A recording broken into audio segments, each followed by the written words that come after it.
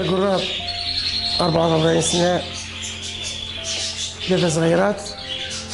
من اللي أنا صغير مغروم بالعصافر وحياتي كاملة عديت عصافر. توا في السنة هذيا وليت بحكم ظروف الخدمة في الليل وليت نخدم في الليل ونهار كله نعدي في أوقات فراغ.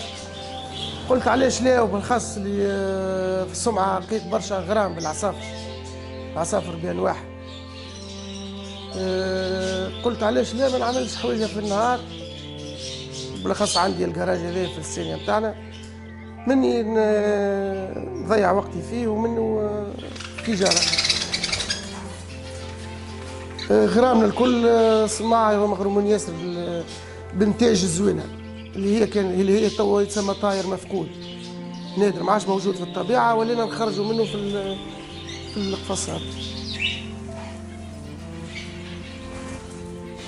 توا العصافر عندنا الكنار الواك الكنارية ضم توا هذا يتسمى بلدي. فما برشا انواع هما. انا عندي الموزايك وعندي البلدي فيهم الباناشي وفيهم الريشه الواحده وفيهم هذوما اللي في الكنالوات. عندنا اللي بنغالي عصافر جنة، وعندنا اللي بيروش، عندنا الانسيباراب، وعندي الكلابسيت.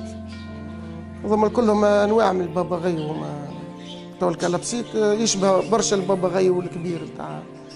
ان شاء الله في المستقبل انا نخمش ناخذ باباغيو اللي يتكلموا واللي يعاودوا.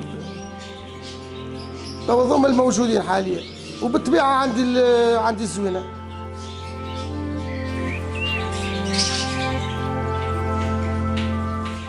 الوقت اللي كنت نربي في العصافر عندي مشكله كبيره في باش ناخذ العلفه للعصافر. تو مثلا انا ربما عندي امكانيات باش نمشي للمنصف باي، باش نمشي نجيب البات من نابل، فما عباد ما يقدروش. انا حاولت نوفر لهم كل ما يلزم لتربيه العصافر، كان من بات، من مانيتوبا، علفه الزوينه، انواع العلفه الكل حاولت نوفرها في الحانوت.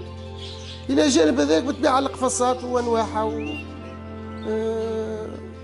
وبتبيع برشا صناعه تويك ولاو استحسناها الفكره.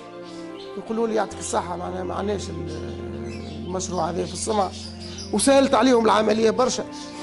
وبحكم زاد وليت عندي كيما نقولوا